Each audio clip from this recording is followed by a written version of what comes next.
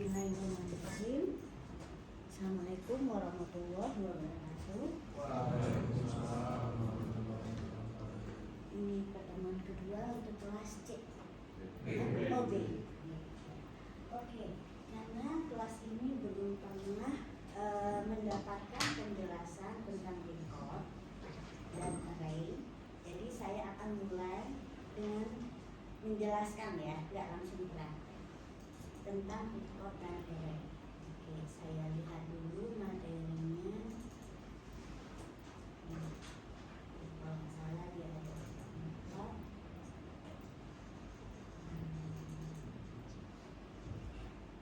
Ini dari ini ya.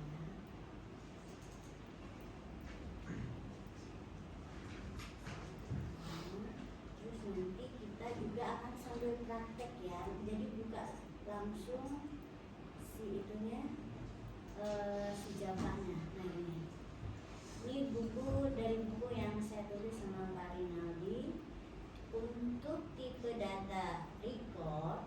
Nah ini dia masuk ke pembahasan tipe bentukan ya. Intinya adalah programmer tuh bisa mendefinisikan tipe data baru ya. Kalau yang disediakan bahasa pemrograman itu tipe data dasar seperti integer, bilangan real, kemudian bilangan real ini bilangan tidak bulat, lalu karakter, string, dan boolean atau logik. Nah, tipe bentukan ini ada dua. Bisa juga yang pertama adalah dia tipe data dasar lalu diberi nama tipe baru atau dengan cara pendefinisian baru. Intinya dia adalah bilangan bulat. Contohnya di sini adalah tipe data set atau himpunan, itu bisa juga. Jadi ada sekumpulan data yang kita beri dengan nama baru. Ya, set itu kan himpunannya. Jadi misalnya gini, kita ingin hari itu kan ada 7 ya, Senin sampai dengan Minggu. Kalau kita kasih tipe data string, pilihannya kan terlalu banyak. Jadi kalau kita bisa milih nama hari itu dari himpunan, maka kita bisa tampil yang dipilih oleh user itu seolah adalah string, tapi sebetulnya dia adalah yang dipilih itu adalah akan dikenali oleh program sebagai tipe data yang dia adalah indeks integer. Lalu ada lagi tipe data terstruktur. Nah ini di tipe data terstruktur ini bab 4 ya, bab 42. Inilah yang di sini akan kita kenalkan tipe data record. Kita lihat ke bab 4.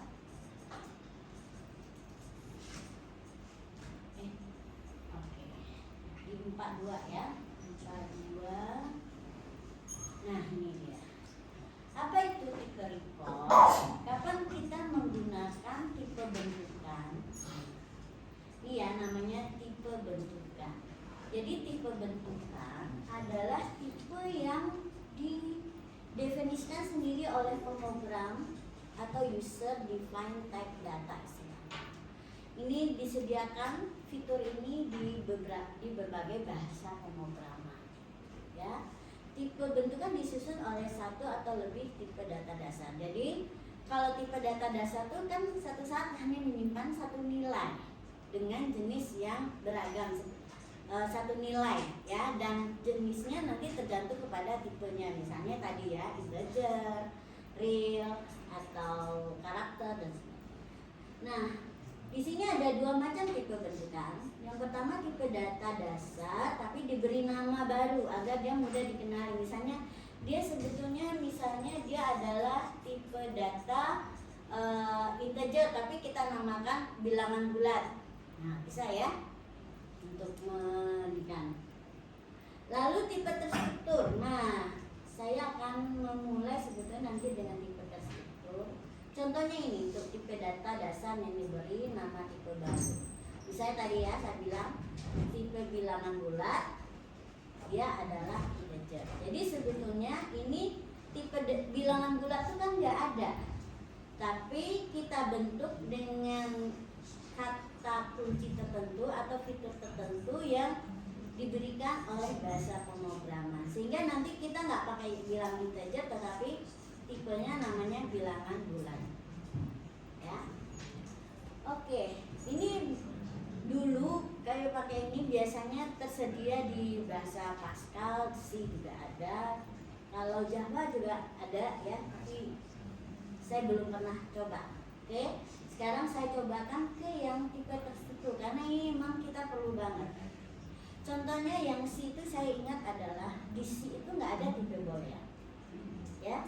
Terus bagaimana kalau kita ingin menggunakan tipe boolean? Ya. Jadi dibentuk dari tipe data dasar integer. Kemudian diberi 2 ya. Nah, ini ya. Oke. Nah, untuk algoritma ya, notasinya seperti ini. Notasi itu sebetulnya bebas aja ya, karena nanti kalau kita pakai bahasa pemrograman dengan gaya berbeda, cara mendefinisikannya pun berbeda. Tetapi apa yang sama? Yang sama adalah elemen-elemen yang harus didefinisikan. Ingat ya, elemen yang didefinisikan itu akan sama dengan kita bahasa Inggris. Kalau mau bilang ke pasar, elemennya ada. Saya mau ke pasar, tetap ada subjek kan, pelaku, kata kerja, dan tempat yang dituju. Cuman kosakatanya yang berbeda. Nah, sama dengan cara kita mendefinisikan itu data baru, ya. Kalau gaya notasi algoritma kita pakai type, kemudian nama tipe, dan ini sebetulnya menunjukkan dia adalah tipe data record. Ini keyword, ini nama ya. Ini pasangan type dan record menunjukkan, type ini menunjukkan kita membentuk tipe data, record menunjukkan bahwa dia adalah tipe data yang terstruktur, yaitu record, di mana record itu cirinya adalah yang diperkenalkan di dalam struktur record itu adalah yang kita sebut sebagai atribut atau field. Ya, atribut atau field. Kalian udah belajar database? Udah? Nah, setiap elemen database kita sebut sebagai record, ya kan? Setiap record punya atribut atau field. Sama ya. Jadi ini memang cikal bakal untuk mengelola data dengan setiap elemen datanya bertipe terstruktur. Artinya dia bisa lebih dari satu nilai yang tersimpan, ya. Di mana setiap field akan menyimpan nilai dari satu atribut. Kemudian apalagi yang harus ada? Jadi ini atributnya lebih dari satu, bisa lebih dari satu. Lalu kita untuk setiap atribut itu harus mendefinisikan apa? Tipenya. Ya. Oke, jadi apa saja yang ada? Salah satu kunci atau cara yang membuat kita tahu bahwa ini sedang mendefinisikan suatu tipe data baru. Lalu ada nama dari tipe data tersebut.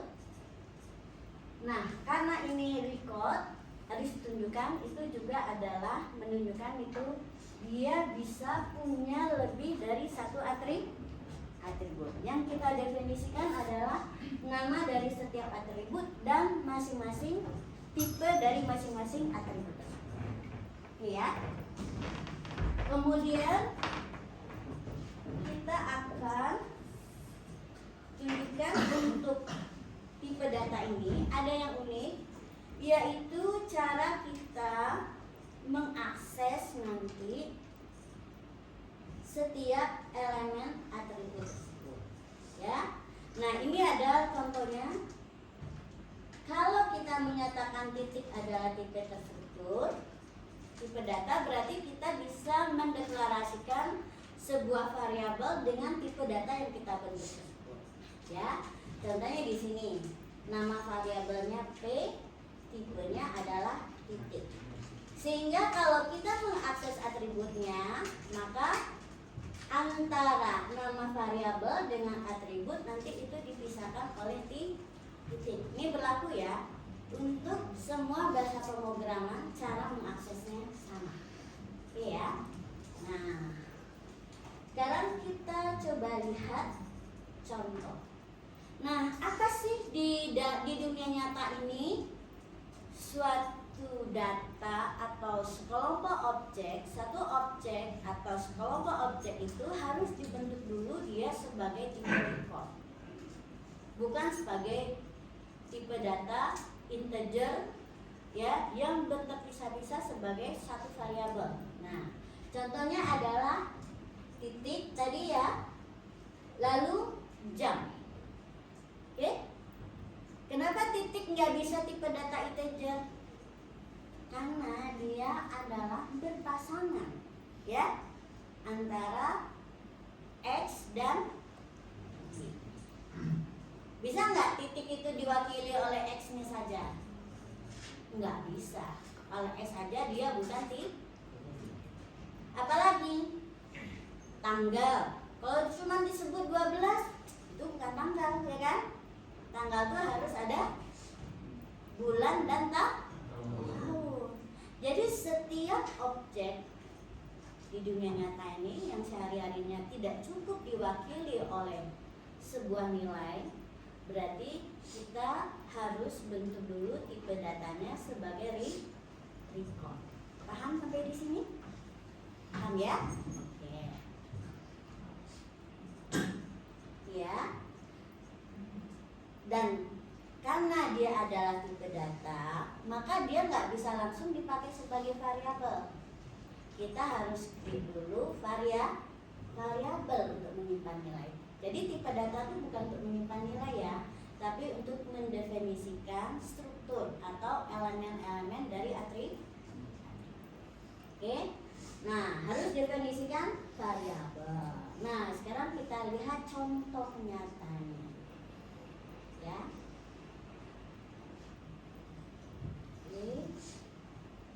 Nah, mahasiswa tipe datanya apa sih cocoknya?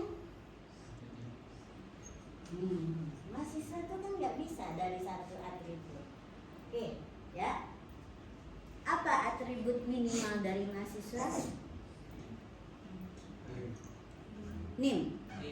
Tapi bisa nggak? Apa yang bisa diolah cuman kalau ketemu NIM saja? Nggak ada kan? Misalnya kalau kita kelola nilai, sebetulnya data yang kita butuhkan apa? Nilai-nilainya. Ada UTS, UAS, kehadiran, tugas. Tapi kalau kita cuma manipulasi nilai, yang berarti minimal 4 itu ya. Belum lagi harus dihitung dulu nilai akhir. Belum lagi diapakan? Dicari indeks. Nah, setiap data itu harus ada yang punya.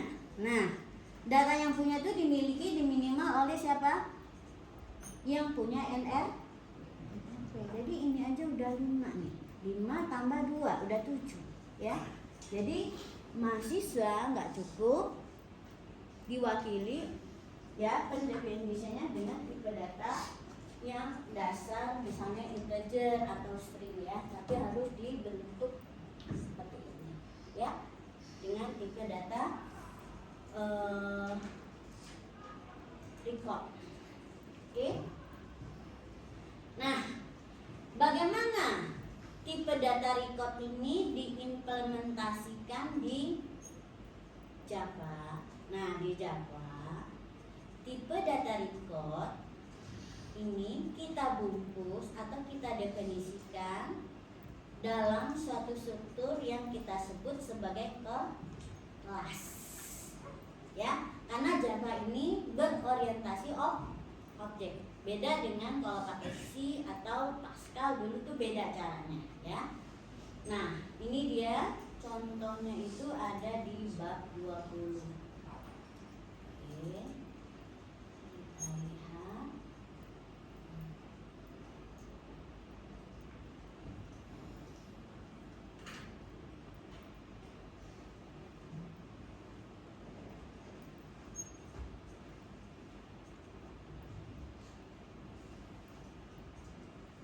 Nah, ini dulu ya.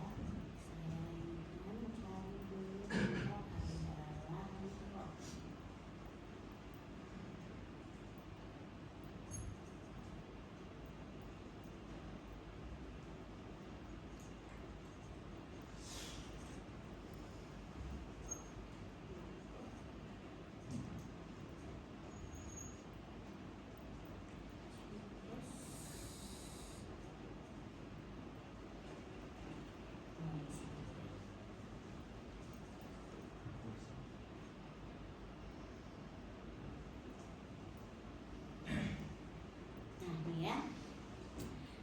kalau di notasi algoritma kita definisikan tadi seperti ini ya. Jadi ini namanya apa? Sintak ya. Kalau sintak dengan algoritma itu membuat kita tahu bahwa ini notasi yang sangat umum yang mudah diterjemahkan ke dalam berbagai bahasa. Nah, biasanya tadi harus ada apa? Sesuatu kata kunci yang menunjukkan itu mau ngapain. Nah, ini adalah tipe, menunjukkan kita akan membentuk tipe baru. Tipenya apa? Record. Oke? Berarti tipe data terstruktur. Ini nama tipenya, ini bilangnya ada tipe. Oke, sekarang kita lihat di Java.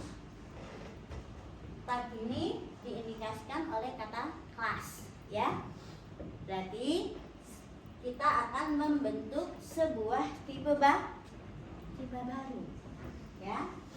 Terus nama record atau nama kelasnya, ya. Karena kelas ini biasanya dia adalah otomatis tipe data terstruktur. Lalu field dan tipe. Nah, ini agak kebalik ya, ini saya salah. Harusnya kalau Java itu tipenya di depan ya, di depan baru nama fieldnya. Jadi sama ya. Oke, perhatikan ya, bahwa untuk Java kalau kita deklarasikan suatu nama di bawah nama kelas ya, berarti itu adalah atribut ya, bukan variabel, atribut dari kelas tersebut. Oke, berarti dia tipe data. Lalu apalagi yang harus kita lihat? Nih, cara mengakses ya. Ada nama variabelnya, kemudian diikuti dengan nama field. Kalau di Java juga sama. Kalau dia di dalam suatu fungsi atau prosedur yang private, kita bisa langsung akses nama fieldnya. Tapi atau bisa melalui kalau nama antara nama atribut dan nama variabelnya sama, maka nama atributnya dikasih kata dis. Tapi ini saya sering sudah hilangkan, udah nggak perlu lagi ya. Kalau bisa bedakan. Kemudian ini contohnya. Oke. Jadi ini bedakan ya. Mana yang atribut? Coba di sini. Mana yang atribut? Mana yang atribut? T, titik, atau XY? XY. Benar ya? Sesuatu yang di bawah nama kelas langsung didefinisikan di dalam kelas ini, berarti itu adalah atribut yang ada tipenya ya. Jadi ini atributnya X dan Y, tipenya masing-masing adalah float. Oke. Nama recordnya apa atau nama tipenya apa? Titik. Lalu mana yang variabel? Text. Ya. Di sini kita mendeklarasikan di main. Ini kan main program ya. Berarti di bawah main ini adalah yang dideklarasikan adalah variabel umum. Ya. Namanya T, tipenya apa? Yang sebelah kiri. Tipenya apa? Jangan ragu-ragu, yang sebelah kiri dari T apa? Sebelah kiri dari T. Titik. Jangan ragu-ragu ya, karena dia sudah kita definisikan sebagai tipe baru, tipe bentukan, ya. Jadi ini tipenya T, tipenya titik. Lalu ini apa nih? New titik terus kurung buka, kurung tutup. Konstruktor, jangan lupa ya.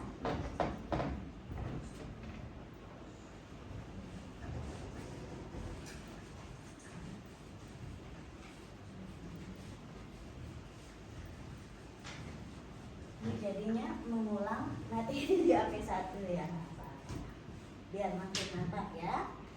Jadi pertama itu tadi yang saya perkenalkan adalah ada istilah baru mungkin buat kalian kalau udah pernah dengar, konstruktor. Kalau bahasa Inggrisnya konstruktor. dari kata dasar construct, membuat, mengenerate, membangun. Ya. Jadi apa fungsi konstruktor? Fungsi konstruktor ini kan menunjukkan kurung buka kurung tutup, menunjukkan dia adalah sebuah fungsi. Tapi fungsi ini punya yang khas, yaitu apa? Namanya sama dengan nama tipe.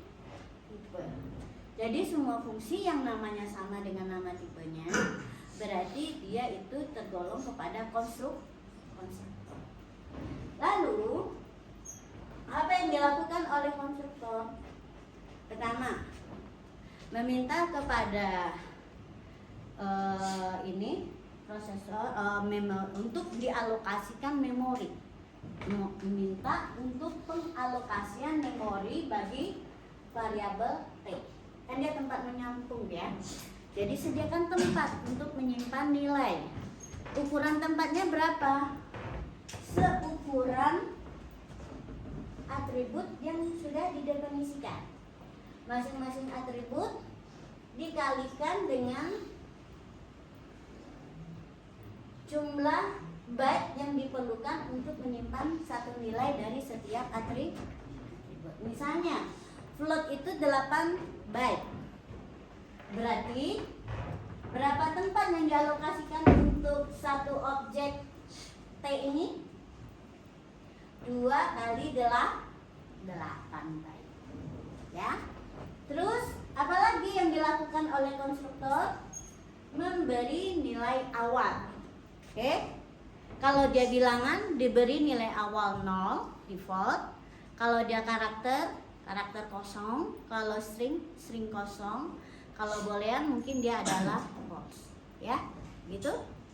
Jadi fungsinya 2 ya.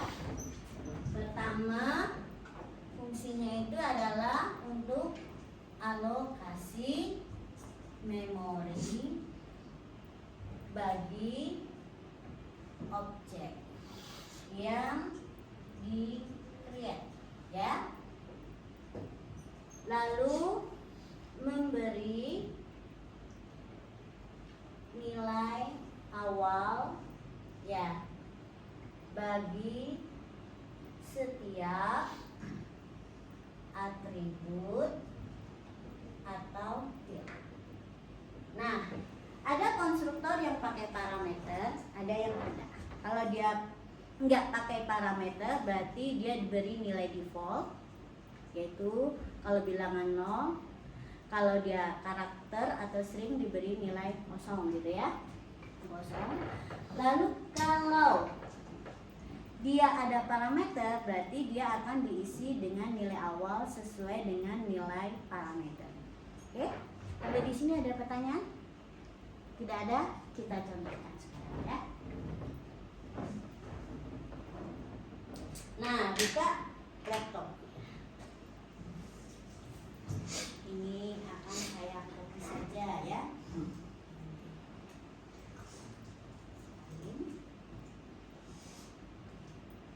Oke, kita buat Alpro 2.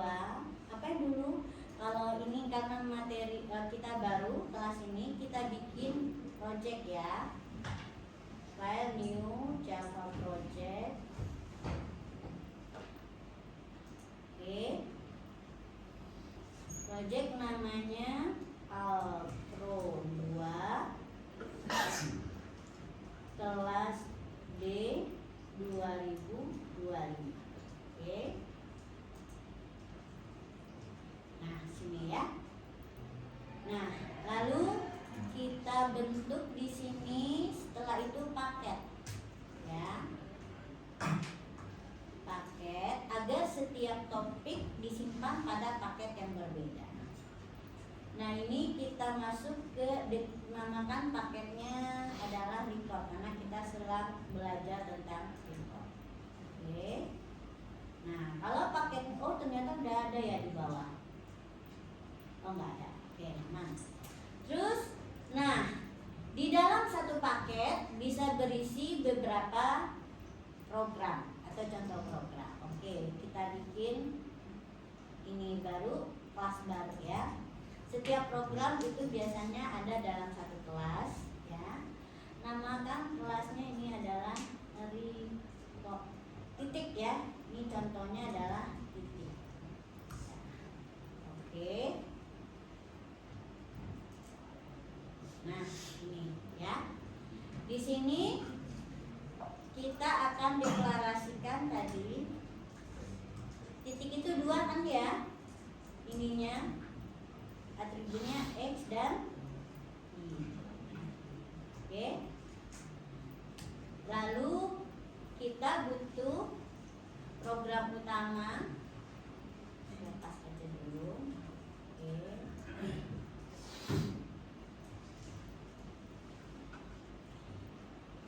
Biar nggak capek ketik lagi. Ini ada yang belum.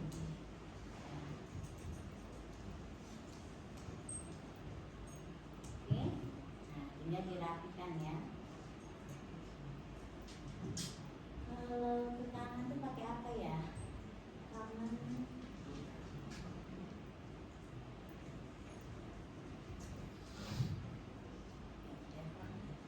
Pindahin ke kanan, geser kanan pakai apa? Kanan sih. F. Oh iya, sip. Kasih. Nah, sekarang tinggal perbaiki nih apa yang kurang. Nah, di sini kan salahnya.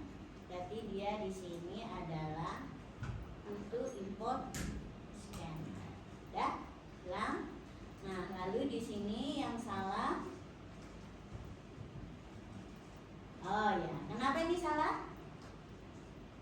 Coba. Pesannya seperti itu. Berarti apa yang kita koreksi? Apa katanya? Type mismatch. Type mismatch itu biasanya karena tipe datanya nggak kompak antara cara dia dipanggil dengan tipe yang didefinisikan untuk variabel tersebut. Variabel X dan Y tipenya apa? Di sini tipenya apa di atas? Integer. Saya pakai apa untuk memanggilnya? Float. Gak cocok kan? Nah, kalian maunya yang berubah apa? Tipenya atau cara manggilnya? Cara manggil. Oke, berarti ini kita ubah ya. SC titik. Nah, dia langsung pasti keluarnya SDN. Yang cocok ya. Tadi kan karena saya copy nih, makanya dia bisa salah. Kalau selama kalian nggak copy langsung dari sini seperti ini, pasti dia akan keluar sesuai dengan tipe data. Ya, oke. Nah, ini adalah contoh bagaimana kita mengimplementasikan tipe record di Java. Ingat ya, X dan Y ini bukan variabel, ya, tetapi adalah apa? Atribut atau field dari record di titik.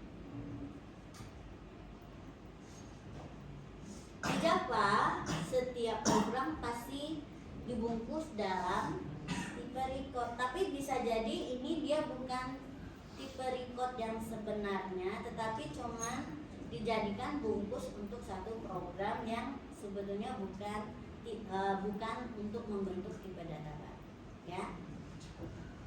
Sekedar meletakkan main program aja, ya, bisa jadi seperti itu.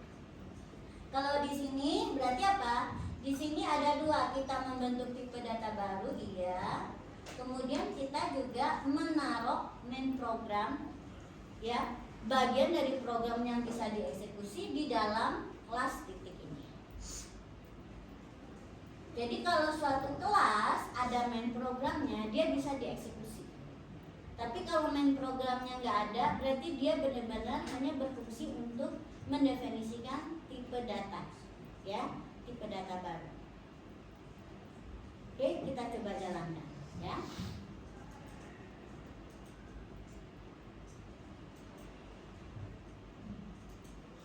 Tiga, 5. Oke.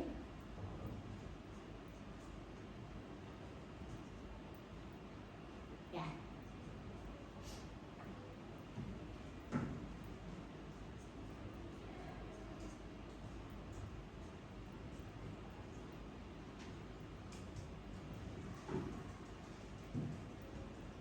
Lupakan ya.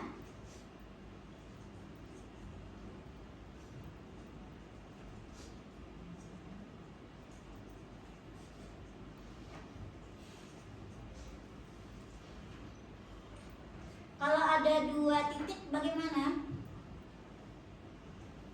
Nah, berarti kita definisikan titik yang barunya sebagai variabel yang baru.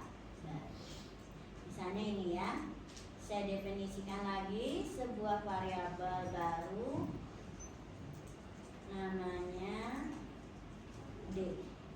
Tipenya juga titik.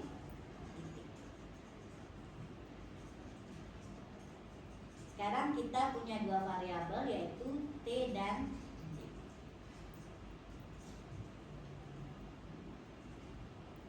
Kalau mau baca nilai D gimana? Sama saja. Jadi coba kita copy aja ini ya.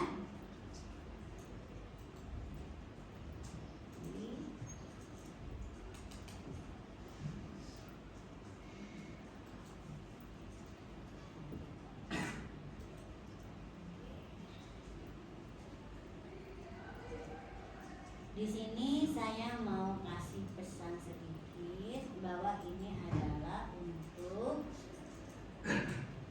titik apa? E. Titik 1. Titik D. Oke. Ini untuk titik D.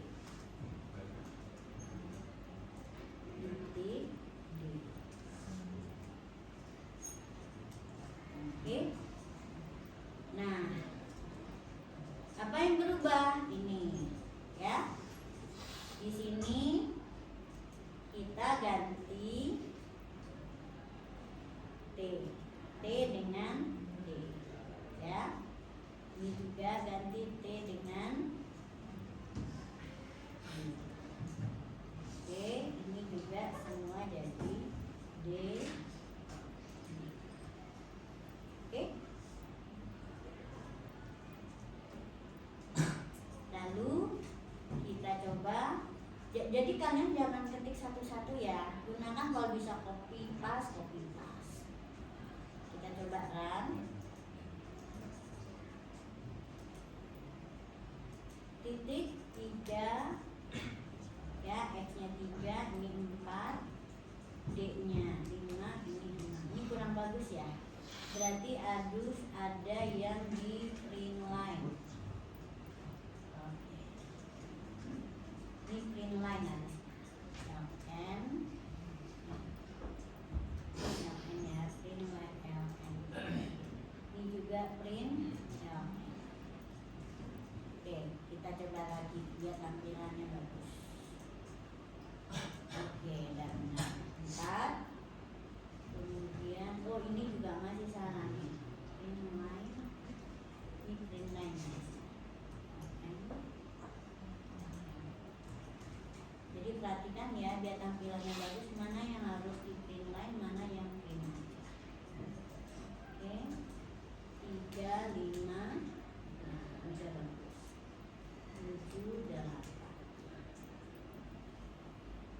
Oke. Biar hemat, ini saya tutup dulu.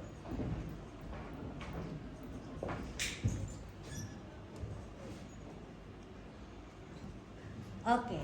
Salah satu hal yang saya pasti langsung bahas setelah saya membahas recordnya adalah membahas topik fungsi dan prosedur. Ya, kenapa? Ini adalah pintu masuk kita untuk mempelajari modularitas, bagaimana mengelompokkan ya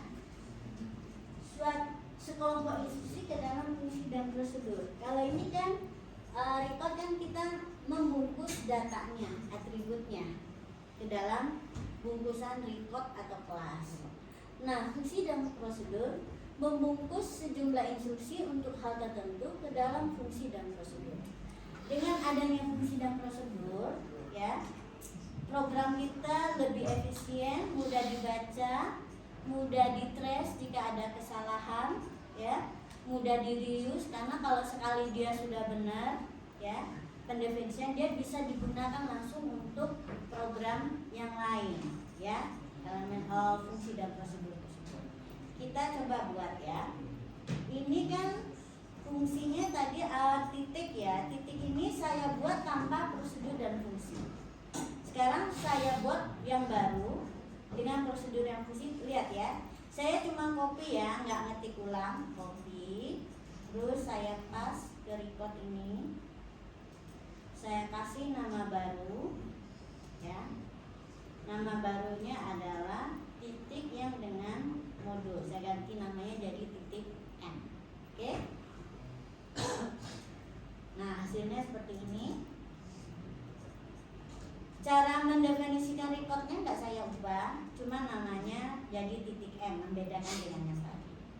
Oke, yang saya bedakan di sini adalah untuk modularitasnya tujuannya adalah membuat main program kita terlihat simpel, ya. Kalau dia nggak complicated, nggak panjang, itu mudah memahami program tersebut. Nah, di sini saya akan buat dua prosedur baru, saya namakan baca, ya, baca dan tulis. Tulis. Pasti kedua prosedur ini ada kalau saya mendefinisikan suatu tipe kelas yang baru, ya. Nah, untuk baca ini saya mengelompokkan apa? Yaitu perintah untuk membaca nilai dari atribut. Nah, ini ya saya langsung cut aja. Cut. Saya pindahkan ke sini. Jadi saya nggak ada ngetik-ngetik yang banyak. Oke, biarin dulu salah. Lalu yang tulis saya memindahkan, menampilkan ke layar. Nah, ini saya cut. Saya pindahkan ke sini. Oke, selesai. Sekarang kita koreksi. Ini kenapa salah? Apa katanya? Read local variable HC. Oh iya, scannernya belum saya copy. Nah, ini ya, saya copy. Edit, cut, pindahkan karena dia membacanya ada di sini kan, saya pindahkan ke sini. Oke. Nah, terus di sini salahnya tadi ya, cannot resolve to error variable karena memang t-nya nggak ada di sini. Nah, di sini karena dia adalah suatu prosedur yang milik dari kelas ini, maka catat ya, atributnya kita tidak perlu akses melalui variabel. Jadi saya hapus nih yang ada TT ini. Oke, lebih simpel ya. Jadi di prosedur yang milik kelas tersebut, ya, ini kan didefinisikan di dalam kelas ini nih, ya, tanpa ada kata statik, berarti dia adalah prosedur yang menjadi milik dari kelas ini. Nah, atributnya tidak perlu diakses melalui variabel, tapi langsung akses atribut. Ini akan menyederhanakan banyak hal dalam kita penulisan program. Ya, oke. Nah, begitu juga dengan ini, tinggal dihilangkan variabel. Sederhana kan? Jadi pasangan kalau kita ini kan kita sudah definisikan nih prosedurnya. Sekarang cara manggilnya gimana di sini? Nah, variabel kan ada di sini, ya. Berarti kita panggil dari sini. T.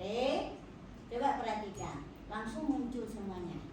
Atribut dan fungsinya, prosedur. Lalu kita tinggal mau panggil apa? Oh ya, saya mau panggil yang prosedur baca. Selesai. Ya. Terus satu lagi apa? Tulis ya, titik. Langsung beres, singkat kan? Program utama kita menjadi lebih kelihatan sederhana, ringkas. Nah, itu gunanya ya, dibungkus ya ke dalam fungsi dan fungsi. Banyak kegunaan. Oke? Nah, yang lebih luar biasa lagi, mau berapapun variabel yang bertipe titik yang butuh baca dan tulis, kita cuma sekali menuliskannya, mendefinisikannya. Di bawah kita tinggal ambil. Nah ini saya hapus nih semua yang panjang-panjang ini, ya, nggak perlu. Tinggal seperti ini, saya copy aja ke sini, pas. Tinggal saya ubah T-nya dengan D. Selesai. Ya, simple. Kenapa? Prosedur baca dan tulisnya kan sudah benar, ya. Itulah kelebihan dalam pemrograman berorientasi objek, ya. Dengan menyederhanakan cara kita mengakses atribut dari suatu objek, ya. Dengan hanya menyebutkan atributnya aja, nama atributnya saja, tanpa disertai dengan nama variabel. Nama variabel diakses dari yang memanggilnya. Bagian program memanggilnya di sini adalah main program. Nah, variabelnya didefinisikan di main program.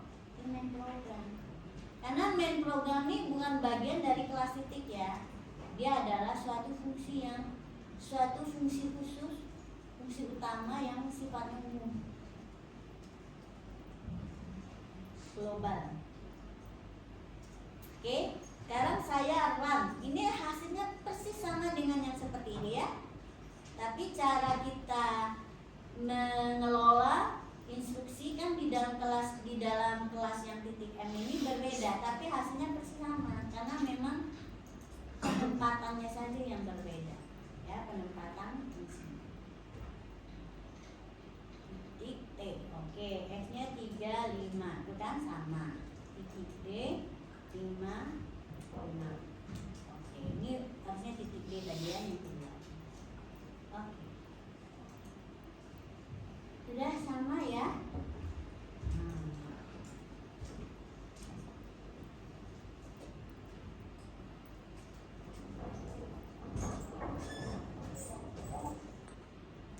Sekarang saya perlihatkan kepada kalian, kalau program kita udah terstruktur bagus seperti ini, mau kita modifikasi, mau kita gunakan lagi, mau diubah atau mau ditambah fungsi-fungsi dan prosedur baru, itu menjadi lebih mudah, ya, lebih mudah, lebih ringkas, lebih rapi, ya, dan menghindari kesalahan-kesalahan yang tidak perlu. Contohnya, saya mau menambahkan suatu fungsi untuk memeriksa jika suatu titik dicerminkan ke sumbu X, ya, misalnya gini.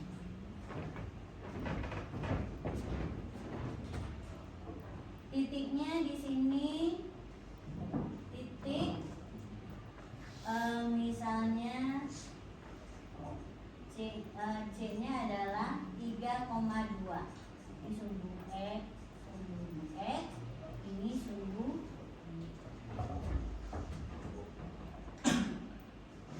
ya, 3,2. Kalau dicerminkan terhadap sumbu Y atau sumbu X lah, dicerminkan terhadap sumbu X, di mana posisi T sekarang? Dicerminkan terhadap sumbu X. Berarti berapa? Di mana dia sekarang? Berarti kan ke sini ya. Nah, di sini. Berapa jadinya? C aksennya berapa? Berapa kira-kira? Coba pelajaran matematik. Berapa kali sembuhkan? Apa yang menjadi minus? X atau Y? Dia kan tetap di sini, berarti X-nya tetap positif. Yang negatif jadi Y. Berarti ini 3, min 2. Berarti apa yang dikalikan dengan min 1? Y. Nah, berarti kalau kita mirrorkan, kita buat sebuah fungsi baru ya. Avoid mirror X. Oke, mirror X. Nih, ya. Mirror X berarti dia apa kan? Y sama dengan Y dikali min 1. Gitu ya? Benar? Kita coba ya. Saya panggil di sini T titik mirror X. Nah, ini ya. Lalu saya panggil lagi T titik tulis. Oke, kita coba cek ya. Kita coba cek. Itu jalan? Jalan ya, masih merekam. X-nya 3, ini 4. Nah, benar ya. Tadi titiknya 3,4. Setelah di mirror hasilnya 3, min 4.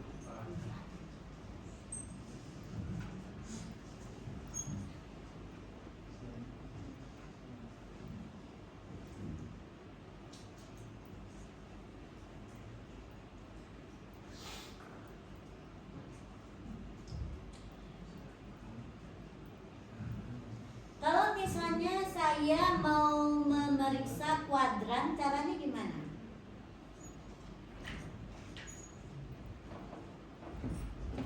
Ini ada di kuadran berapa ini? 1 ya? 1, 2, 3, 4. Berarti kalau X-nya positif, Y-nya positif, berarti dia ada di kuadran berapa? 1. Kalau kuadran 2 itu kalau apa? X-nya yang negatif. Ini dua-duanya negatif. Sekarang berarti kita mau cek kuadran. Saya buat ininya, prosedur baru.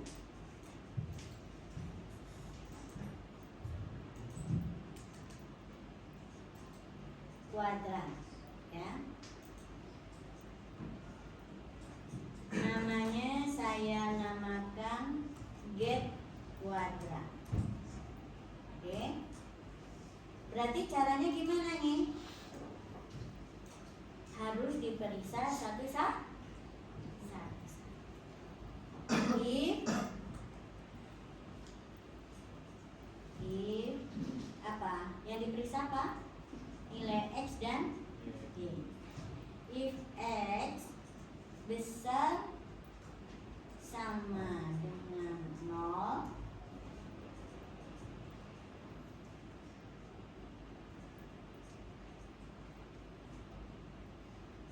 kalau dia di sumbu gimana? Pada sumbunya kuadran juga nggak? Atau kita sederhanakan aja lah. Kuadran 1 tuh jika dia X-nya besar sama dengan 0 dan Y-nya apa? Cek satu lagi ya. If X besar sama dengan Y besar sama dengan 0. Nah, di sini maka dia kuadrannya, misalnya kita simpan di sini variabel kuadrannya integer ya, kuadran. Nah, kita isi dulu dengan 0. Oke. Kalau di sini dia adalah Y besar dari 0, berarti kuadrannya sama dengan 1. Ya, else kuadrannya sama dengan Kalau Y-nya negatif berarti kuadrannya sama dengan 4. Ya, oke. Hati-hati ya, perhatikan indentasinya biar kalian nggak salah ya. Berarti ini ada pilihan lagi ya. Ini biar karena banyak instruksinya saya update dengan kurung buka, kurung tutup. Oke. Di sini juga else. Saya langsung kurung buka tutup. Di sini kita isi lagi dengan if, ya, if. Berarti ini kan bagiannya kalau x-nya negatif. Kalau x-nya negatif pilihannya 2 atau 3. Ya. Kita periksa lagi di sini y-nya. Y besar sama dengan 0. Berarti berarti dia kuadrannya sama dengan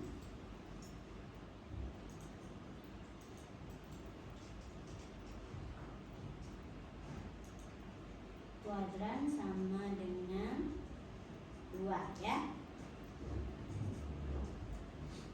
Kuadrannya 2, else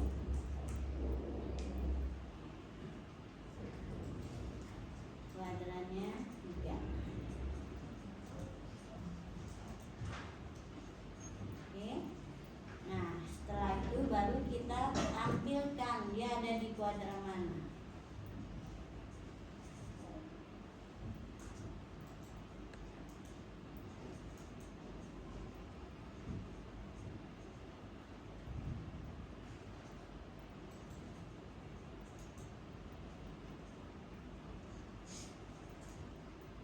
Titik, ya, titik ada pada kuadran, ya. Saya tambahkan,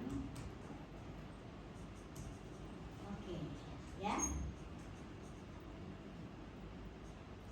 Ini saya namakan ini cek kuadran. Oke, cara manggilnya tinggal T titik cek kuadran.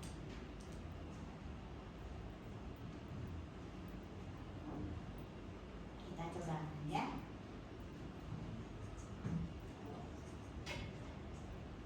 Udah lengkap semua ya disipasinya.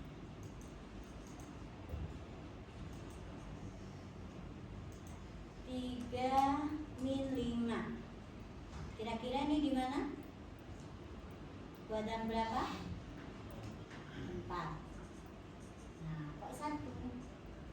Oh ya, titik T 3-5. Tapi kan dimirrorkan ya. Jadi kita tutup dulu deh mirrornya, nggak usah dimirrorkan. Oke.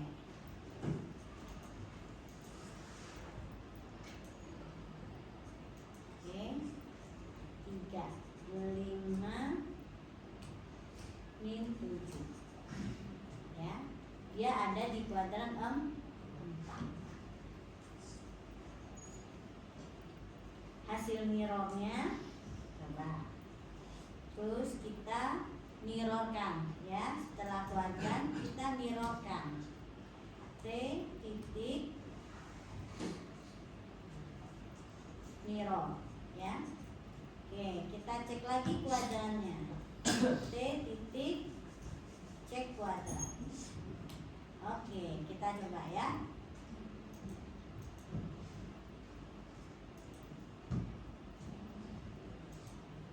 Tiga 9 ya. Titik 39 ada pada kuadran 1. Hasil mirrornya, oh salah nih ya. Tulisnya harusnya di sini setelah mirror saya tulis ya. Oke, ini saya cut dulu, saya pindahkan ke sini. Oke. Tidak bisa.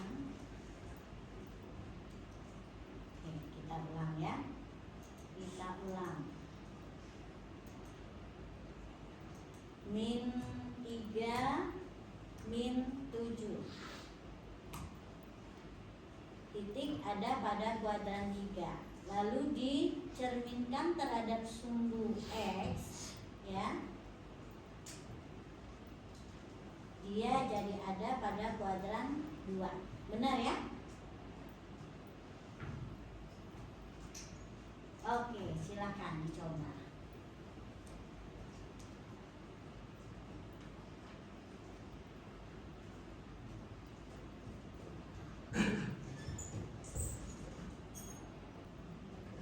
Oke. Nah, saya coba buat ya suatu fungsi yang ini ya, saya copy persis sama, tapi saya namakan fungsi ini sebagai get kuadrat, ya. Ini bukan cek tapi get. Apa yang mau saya ubah? Cara saya mengelola fungsi ini, ya. Saya buat dia bukan sebagai prosedur.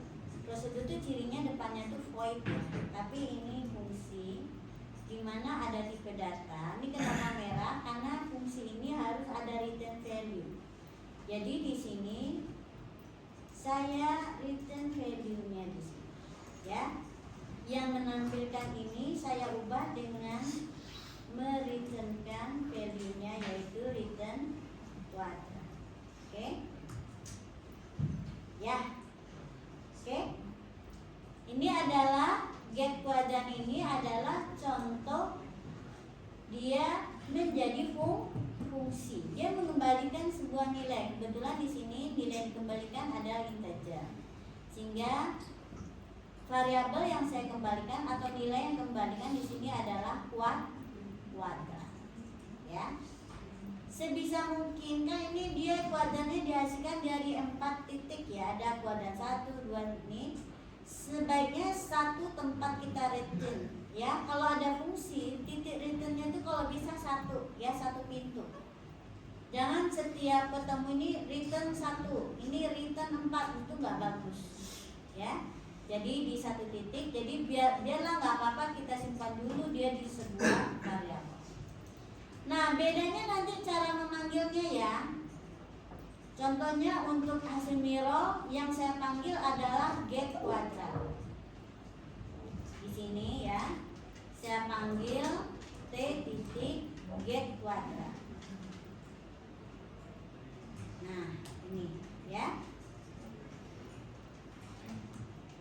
Di sini karena dia adalah sebuah fungsi, maka nilainya bisa kita simpan di sebuah variabel. Misalnya saya simpan ini di namanya variabel a, ya. Nah, disinilah saya menampilkan hasilnya tadi, ya. Ini saya pindahkan ke sini. Oke, di sini kita pesannya ada di sini, bukan di prosedurnya. Bu, kapan kita bungkus dia sebagai prosedur dan kapan dia sebagai fungsi? Nah, kita bisa perhatikan di sini. Sesuatu yang tidak mengembalikan suatu nilai tertentu, tetapi efek dari perubahan, yaitu misalnya tadi tidak ada nilai, sekarang jadi ada nilai biasa, dan itu melibatkan banyak nilai. Nah, biasanya kita bungkus dia sebagai prosedur, ya. Tetapi kalau dia mengembalikan sebuah nilai, contohnya ini ya, mirror, dia mengembalikan nilai. Terus kuadran ini juga dia mengembalikan sebuah nilai. Nah, pertimbangannya kalau nilainya itu nanti di program yang memanggilnya, bagian program memanggilnya akan dimanipulasi lagi, baiknya kalian tempatkan dia sebagai fungsi, bukan prosedur, ya. Oke, misalnya gini, nilai kuadran ini masih akan dikomputasi di sini, ya. Bukan sekedar menampilkan aja, tapi ada proses berikutnya yang hitung-hitung. Nah, berarti bagusnya itu dijadikan fungsi biar dapat nilainya, ya. Nah, di sini kebetulan bisa dua-duanya, bisa sebagai fungsi, bisa sebagai prosedur.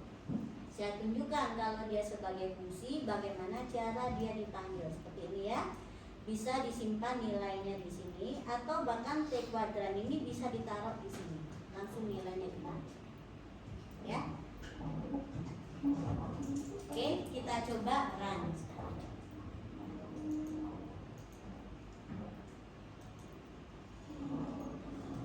Titik 4 6.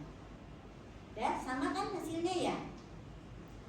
Kebetulan dia hanya prosesnya menampilkan hasil aja. Ya, bisa sebagai fungsi, bisa sebagai prosedur yang untuk mendapatkan sebuah nilai.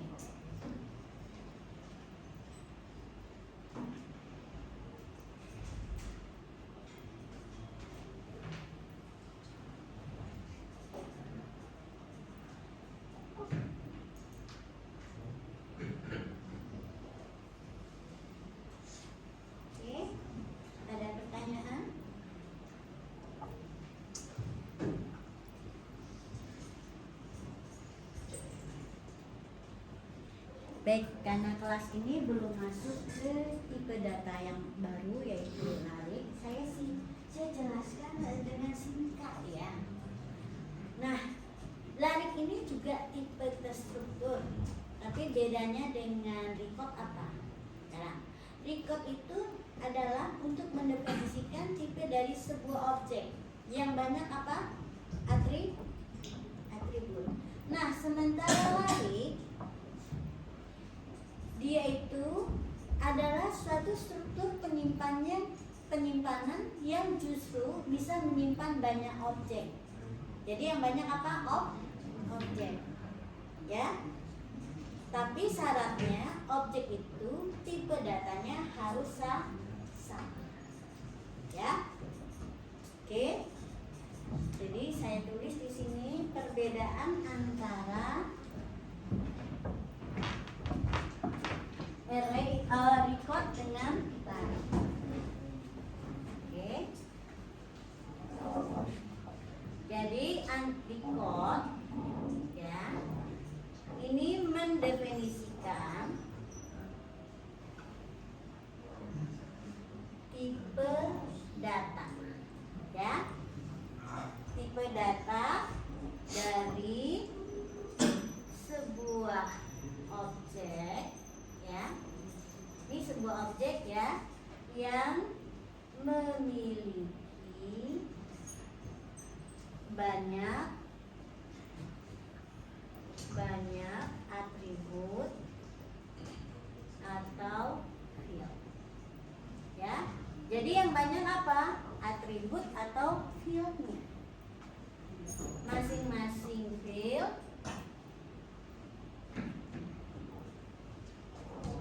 tipe datanya boleh berbeda. Ya. Jadi yang berbeda apa? Tipe data fieldnya. Ya. Nah, sementara array itu mendefinisikan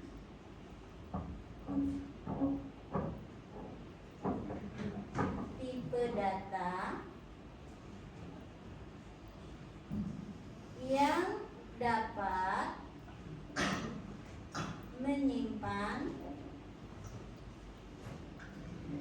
banyak objek. Ya, banyak objek yang tipe. Nah, dengan syarat, banyak objek yang memiliki yang tipe datanya sama.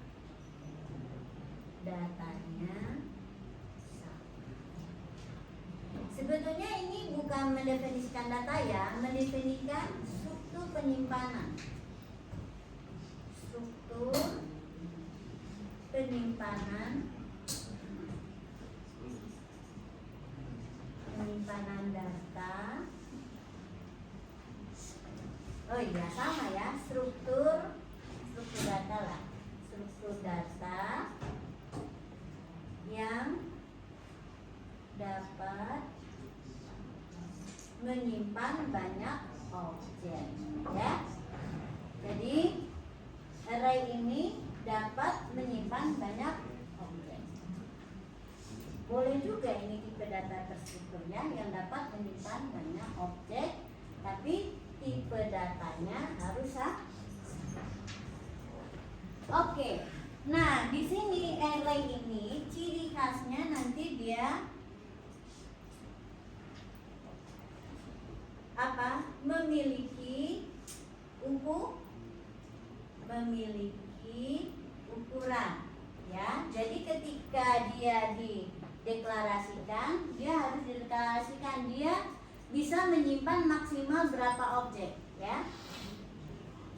Maksimal berapa objek yang bisa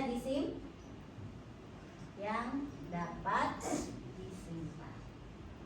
Kemudian setiap objek diakses melalui indeks. Indeks ini adalah alamat penyimpanan objek di dalam array. Ya. Dia berupa apa? Angka 0 sampai dengan seterusnya, sesuai dengan ukuran dari array ini. Oke. Jadi bentuknya seperti lemari yang punya banyak laci. Ya, indeks itu menunjukkan urutan lacinya, ya. Nah, kira-kira bentuknya seperti ini. Ya. Nah, ini nanti kalau kita pakai di Java, indeks ini defaultnya dimulai dari 0, ya, dimulai dari 0. Sekarang cara mendeklarasikan array-nya gimana? Array ini bisa dideklarasikan langsung, contohnya segini, sebagai variabel, ya. Dia bisa dideklarasikan untuk tipe data dari suatu variabel. Bisa juga kita bentuk dia sebagai tipe bentukan dulu seperti ini. Ya, tadi ya kalau di algoritma type ini menunjukkan kita membentuk tipe data baru.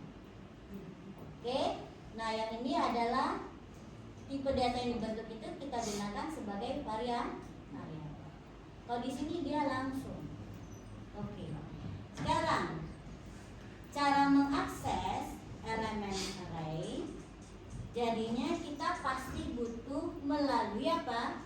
Karena elemennya banyak, kemudian kita akan kunjungi semua, maka berarti kita melakukan yang namanya traversal. Traversal itu apa? Mengunjungi setiap elemen larik, mulai dari elemen pertama sampai terakhir. Biasanya strukturnya kalau seperti itu pasti sampai elemen terakhir. Yang paling simpel adalah kita bisa pakai struktur while, ya, bisa juga dengan pakai for. Ini cara paling sederhana, ya. Kita akses melalui pengulangan ini mulai dari elemen pertama ini nanti jadi 0 sampai dengan elemen terakhir. Lalu di sini kita bisa apakan? Bisa diinput nilainya, bisa ditampilkan ke layar, bisa dilakukan proses komputasi tertentu dan lain-lain. Ya. Sekarang saya cepat aja, saya tunjukkan contoh program sederhana untuk array. Oke. Di sini saya bikin lagi. Ini 2005 tadi ya. Oke. Kita bikin lagi ya yang baru, paket baru namanya array. Array. Oke. Nah, di sini kita buat, kita copy aja dari sini. Di paste.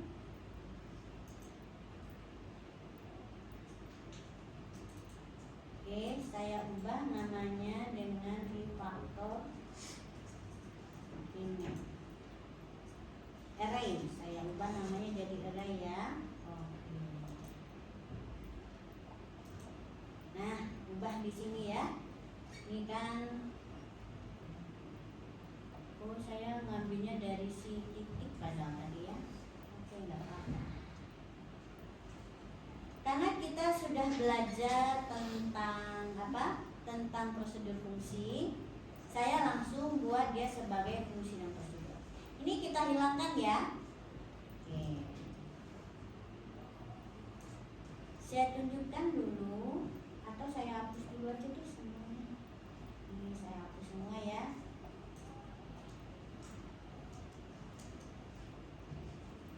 Di sini ini harusnya jadi array ya, lupa saya, ini harusnya array. Atau saya hapus aja deh, delete. Biar lebih cepat, saya copy dari kelas yang ini, kelas A aja ya. Saya ambil yang array-nya. Copy, saya paste ke sini.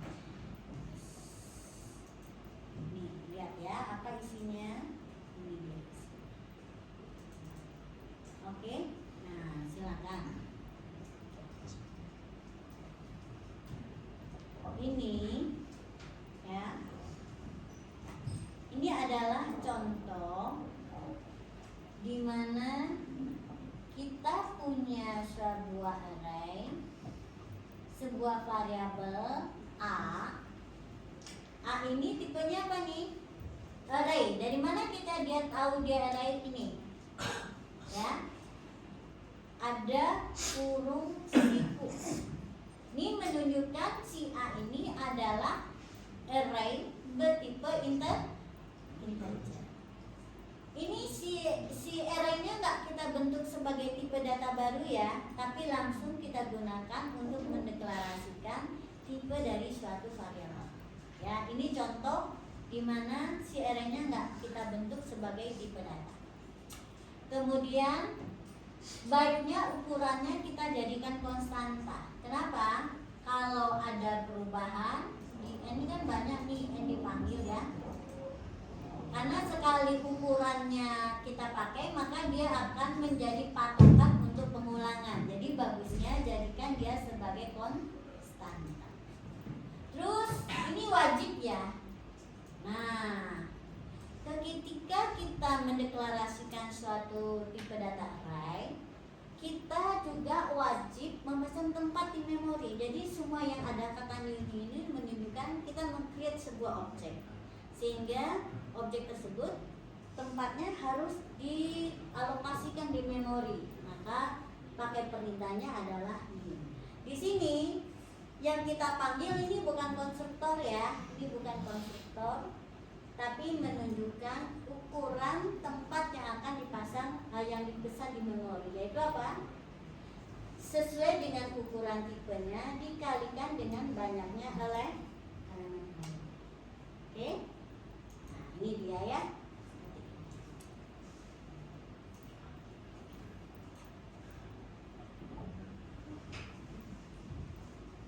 Oke, kebetulan ini saya sudah buat dua, yang bisa di copy ya. Ini untuk si A, atau yang sini saya sebetulnya kita cuma butuh sampai sini ya. Nah, satu aja. Oke.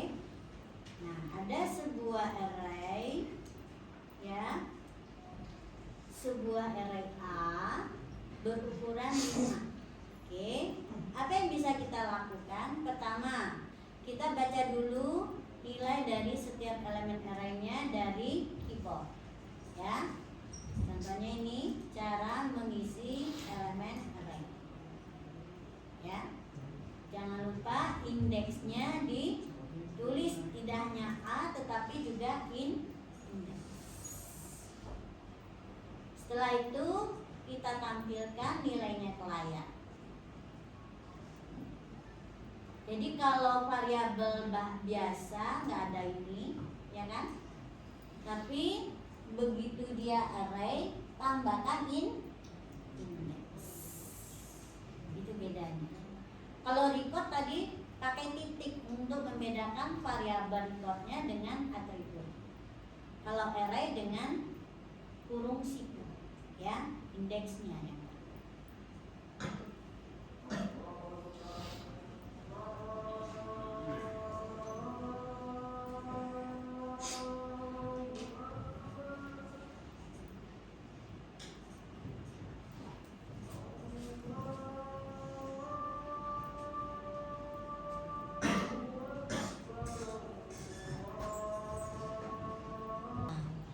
Kita ulang ya. Jadi ini namanya cascading ya. Kita coba lihat ya. Kalau si double-nya ini tidak kita kasih ya, cascading ke double, apa yang terjadi? Saya contohkan ya. 23 tambah 23 tambah 23 tambah 23. Di sini saya kasih 20. Harusnya hasilnya nggak bulat 23. Tapi lihatlah hasilnya bulat. Kenapa? Terjadi pemotongan karena efek dari pembagian bilangan bulat. Karena sum bulat, n bulat, hasilnya adalah pembagian bilangan bulat. Nah, agar dia tidak bulat, kita cascading hasilnya tersebut ya ke double, sehingga nanti ini yang terjadi adalah bukan pembagian bilangan bulat. Kita coba lihat ya. 23 23 23 23 20 kan hasilnya tidak penting ya kalau kalian melakukan komputasi untuk memperhatikan akurasi dari hasil. Sampai di sini ada pertanyaan? Nah, sekarang seperti tadi yang record, kan awalnya juga saya bentuk tanpa fungsi dan prosedur. Nah, di sini juga saya tunjukkan ya bahwa ini programnya tidak bagus karena semua ditaruh di main program ya. Kalian harus belajar untuk dimodulasi. Oke, kita copy aja ya.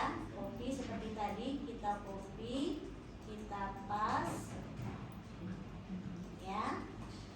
Jadi array M ya yang sudah dimodulkan. Oke.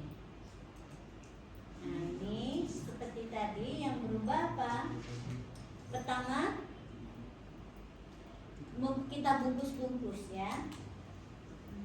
Tapi untuk membungkus, baiknya si array ini kita jadikan sebagai apa? Tipe data seperti tadi ya. Jangan jadi variabel karena nanti aksesnya akan complicated. Nah, cara menjadikan dia sebagai tipe data, kita kopikan ini ya. Nah, kita copy dua ini. Oke, dua ini kita taruh dia di bagian pendefinisian atribut. Jadi seolah dia menjadi atribut. Oke. Ukuran dan ini badan array-nya. Persis sama ya. Oke. Lalu kita buat fungsi yang baru yaitu baca. Ini namanya boleh bebas ya, tapi saya biasakan aja baca tulis. Dengan cara copy yang ini ya. Saya cut aja langsung. Cut, saya pindahkan ke sini. Oke. Terus scannernya jangan lupa kita cut juga. Editkan, pindahkan ke sini.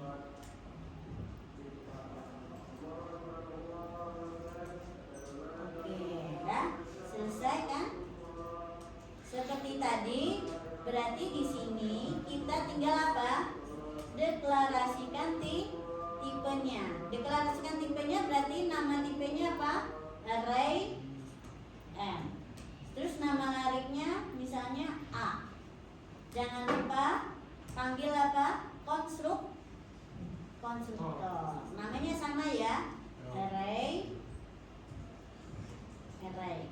M kurung buka tutup Oke, ya. Array M. Oh, ini 3. Udah ya.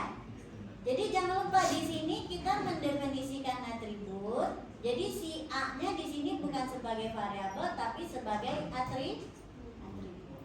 Ya.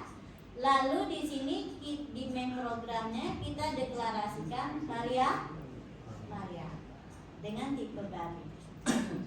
Lalu cara manggilnya seperti tadi, A variabelnya, lalu panggil atributnya mana yang? Oh ya, kita mau yang bisa dipanggil tuh kalau nggak atribut, kalau nggak apa? Prosedur atau fungsi. Selesai. Ya. Sekarang yang tulis juga ikuti aja cara ini. Void tulis. Oke. Nah, copy aja ini ya. Cut, kita cut, edit, cut.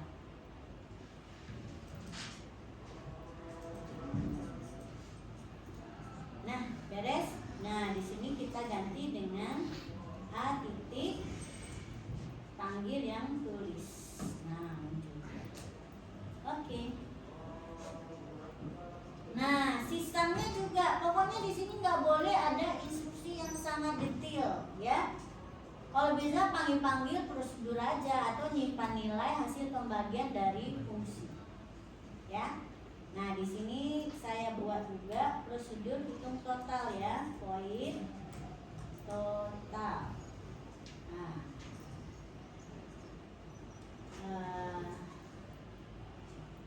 hitung total. Yeah.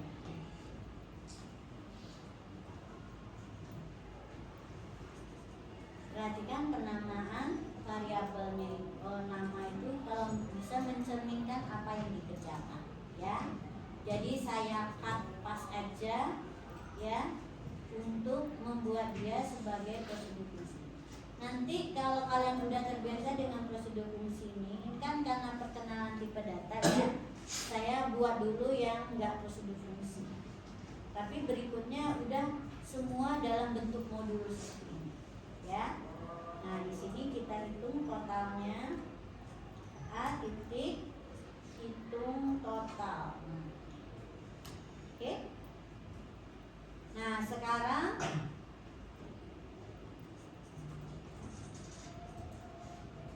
ini dapat sumnya. Oke, hitung total. Terus apa lagi?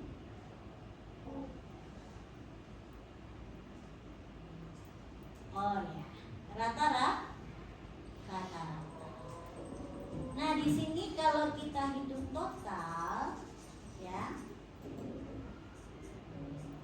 Nah, di sini ya, contohnya di mana kita baiknya bentuk dia sebagai bukan prosedur tapi fungsi. Misalnya ini ya. Nah, ini kan terpaksa kita tampilkan peta isi arraynya di sini ya, sebagai sum ini, ya kan? Ini saya tutup dulu. Oke, saya coba run ya. Saya coba run dulu dengan 3 prosedur: baca, tulis, dan hitung total. Oke, kita isikan.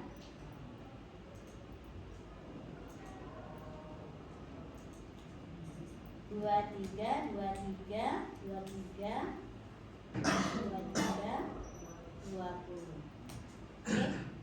ya, 112. Sudah benar kan? Nah, sekarang bagaimana kalau misalnya dari sini membentuk untuk mencari nilai rata-rata? Di sini kita nggak bisa dapatin nilai rata-rata dari sini, ya. Karena apa? Tidak ada atribut rata-rata di sini, ada total di sini. Kalau mau terpaksa di dalam sini, ya kan? Nah, bagaimana agar kita bisa mendapatkan rata-rata di main program? Nah, satu-satunya cara kita ubah yang tadinya void menjadi fungsi, ya. Saya ubah menjadi function ini dengan yang dikembalikan adalah double, ya. Double berarti di sini saya akan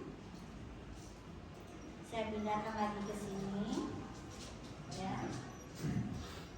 Nah, di sini yang saya return apa? Return di sini return sum. Ya. Oh ya. Di sini tadi kan integer ya, boleh aja saya mau di integer di sini boleh, ya. Return sum. Jadi sumnya di sini kita return. Dengan kita return, kita di sini bisa simpan nilainya. Misalnya di sini kita simpan nilainya di S. Oke? Karena sudah dapat nilai S, maka kita bisa apa? Hitung di sini. S dibagi dengan N. Nah, karena si N-nya di sini kita taruh dia sebagai atribut, nah, maka rata-ratanya juga bisa kita hitung dia sebagai atribut. Oke, coba ya. Double rata. Nah, sebentar. Kalau nggak kita jadikan dia sebagai ini, maka N ini harus kita akses lewat apa? Lewat A titik N. Ya. Kenapa A titik N? Karena si N-nya sekarang menjadi atribut dari array. Ya, ini tadi jadi S. Itu, ya. Kita cobakan ya. Ini benar nggak hasilnya? Benar juga. Kita proses 1, 2, 3, 4, 5. Oke, rata-ratanya 3. Udah benar ya. Oke, sekarang saya lanjutkan lagi nih. Saya penasaran, nilai rata-ratanya juga maunya jadi fungsi. Oke, kalau jadi fungsi gimana? Buat lagi aja. Kalau rata-rata itu kan pasti dia double ya. Oke, kita buat rata. Oke, di sini. Nah, kalau rata kan berarti gampang ya. Di sini rata itu kita butuh apa? Butuh nilai total. Nah, boleh tadi nilai totalnya dia masukkan adalah misalnya T gitu ya. Oke. Berarti returnnya apa? T dibagi dengan apa? Ini kan udah, ini rata-ratanya adalah nilai total. Nilai totalnya kita lewatkan sebagai parameter T. Berarti T dibagi banyaknya bilangan apa? N. Nah, di sini N karena dia kita panggil dari prosedur milik si array, maka dia nggak harus pakai A titik N ya. Oke? A titik N ini karena dia dari program utama. Jadi kalau di sini kita cukup seperti ini. Terus apa lagi? Nah, si itunya cara manggilnya double ya. Double, maka rata pakai parameternya adalah si S. Ya. Kalau misalnya parameternya 2 termasuk jumlah elemennya, bisa juga di sini A titik N. Nah, kalau seperti ini berarti apa?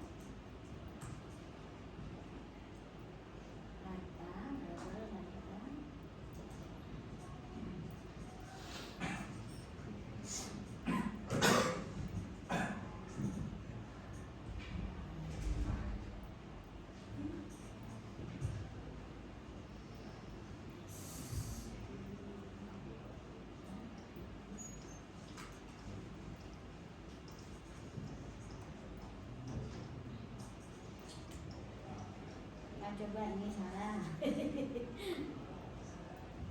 Nih, karena di sini parameternya tadi cuma 1. Ini kita lewatkan lagi sebagai misalnya n kecil ya, berarti ini adalah banyaknya bilangan yaitu n. Oke, berarti udah sama. Ini apa ya? Oh, ini kita namakan ininya katanya R-nya kecil ya. RT misalnya ya. RT katanya adalah, nah di sini berarti tinggal apa?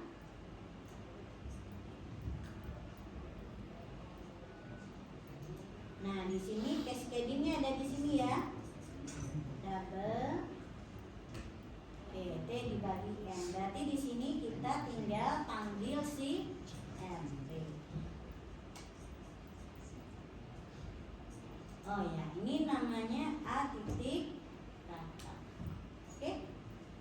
Nah, kita cobakan sekarang ya hasilnya.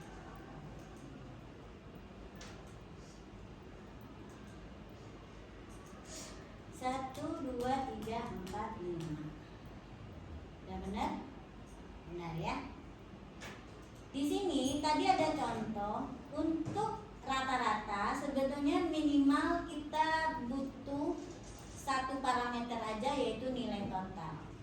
Karena jumlah elemennya kalau di sini ketika kita bagi dengan banyaknya elemen array sebetulnya dia bisa diakses melalui atribut n. Ya.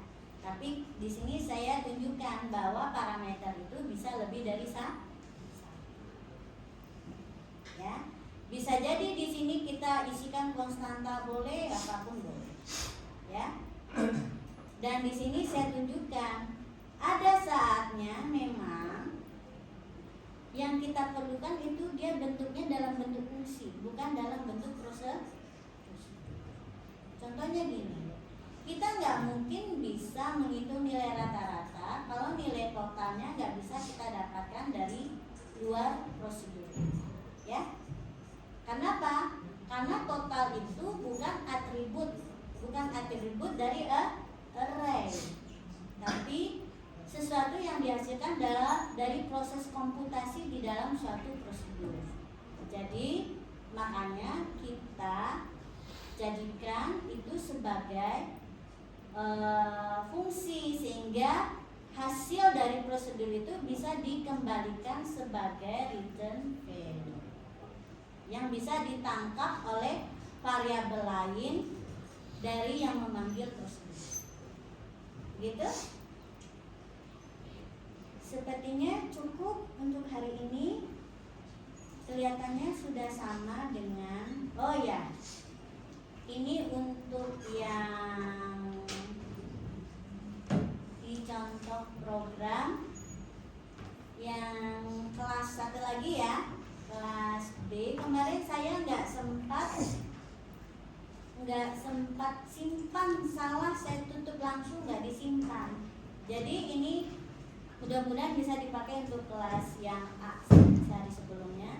Kami sempat melakukan ya, mencoba 2 prosedur ini, yaitu pertama min ini mencari bilangan terkecil yang ada di dalam array.